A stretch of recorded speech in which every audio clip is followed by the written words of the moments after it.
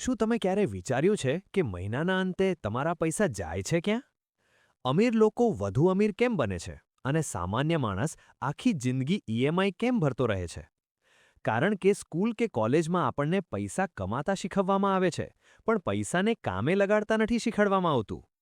આજે આપણે એ જ સિક્રેટ ખોલવા જઈ રહ્યા છીએ. નમસ્કાર મિત્રો, બુક સૂત્રા એક્સમાં તમારું સ્વાગત છે. આજના આ સ્પેશિયલ વિડીયોમાં આપણે પૈસાની એવી 7 શક્તિશાળી રીતો વિશે વાત કરીશું, જે તમારું નાણું અને તમારી જિંદગી હંમેશા માટે બદલી નાખશે. આ કોઈ સામાન્ય ટિપ્સ નથી, આ પૈસાની અસલી રમત છે. તો ડાયરી અને પેન લઈને બેસી જાઓ, કારણ કે આવનારી થોડી મિનિટો તમારા ભવિષ્યનું સૌથી મોટું ઇન્વેસ્ટમેન્ટ છે. સૌથી પહેલો અને સૌથી મોટો નિયમ છે એસેટ્સ અને લાયબિલિટીઝ વચ્ચેનો તફાવત. મોટાભાગના મિડલ ક્લાસ લોકો જે કમાય છે તેનાથી મોંઘા ફોન, નવી કાર કે બ્રાન્ડેડ કપડાં ખરીદે છે. આ બધી લાયબિલિટીઝ છે, એટલે કે એવી વસ્તુઓ જે તમારા ખિસ્સામાંથી પૈસા બહાર કાઢે છે. જ્યારે અમીર લોકો એસેટ્સ ખરીદે છે. એસેટ્સ એટલે એવી વસ્તુઓ જે તમારા ખિસ્સામાં પૈસા નાખે, જેમ કે stocks, mutual funds, real estate અથવા પોતાનો કોઈ બિઝનેસ.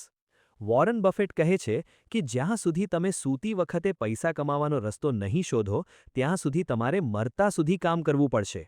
અને આ રસ્તો એટલે એસેટ્સ. બીજો નિયમ, જેણે વોરન બફેટને દુનિયાના સૌથી અમીર માણસોની લિસ્ટમાં પહોંચાડ્યો, એ છે કમ્પાઉન્ડિંગ. આલ્બર્ટ આઇન્સ્ટાઈને કમ્પાઉન્ડિંગને દુનિયાની 8મી અજાયબી કહી હતી. ધારો કે તમે દર મહિને માત્ર ₹5000 20 વર્ષ માટે ઇન્વેસ્ટ કરો છો અને તમને 12% રિટર્ન મળે છે.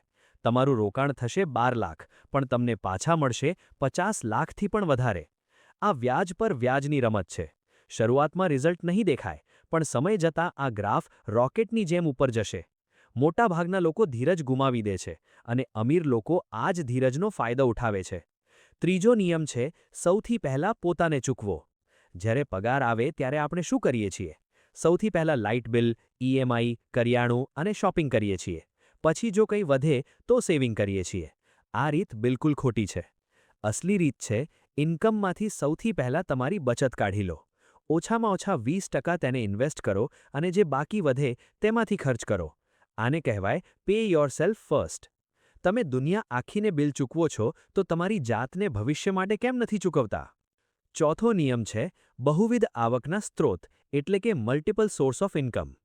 માત્ર એક જોબ કે એક બિઝનેસ પર નિર્ભર રહેવું એ આજના સમયમાં સૌથી મોટું જોખમ છે. જો કાલ સવારે તમારી નોકરી જ જતી રહે તો? અમીર લોકો પાસે હંમેશા આવકના 5થી 7 અલગ અલગ રસ્તા હોય છે.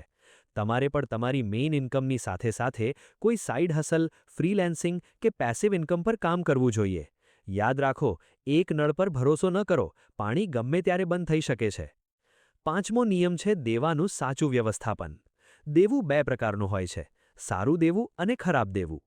ક્રેડિટ કાર્ડ પર બિનજરૂરી શોપિંગ કરવું કે દેખાદેખીમાં પર્સનલ લોન લઈને ફરવા જવું એ ખરાબ દેવું છે.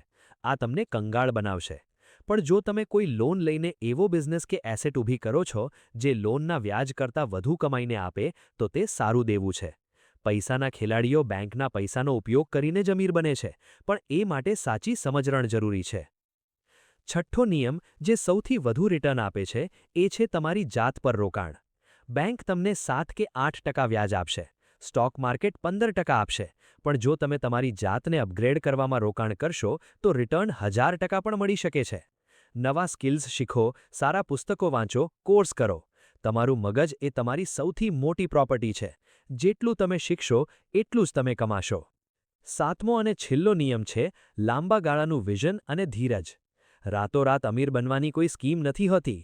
ફાઇનાન્શિયલ ફ્રીડમ એ કોઈ સ્પ્રિન્ટ નથી, એ એક મેરેથોન છે. શિસ્તબદ્ધ રોકાણ, ખર્ચ પર કાબૂ અને સમય, આ 3 વસ્તુઓ ભેગી થાય ત્યારે જાદુ સર્જાય છે. તમે આજથી જ આ 7માંથી કોઈ એક નિયમનું પાલન કરવાનું શરૂ કરો. જો તમને આ વિડીયોમાંથી કંઈક નવું શીખવા મળ્યું હોય તો લાઇક ચોક્કસ કરજો. અને હા, આવા જ પાવરફુલ નોલેજ માટે બુક સૂત્રા એક્સને સબસ્ક્રાઇબ કરવાનું ભૂલતા નહીં. નીચે કમેન્ટ કરીને જણાવો કે આમાંથી કયો નિયમ તમે આજથી જ અપનાવશો. મળીએ આવતા વિડીયોમાં. ત્યાં સુધી શીખતા રહો અને આગળ વધતા રહો.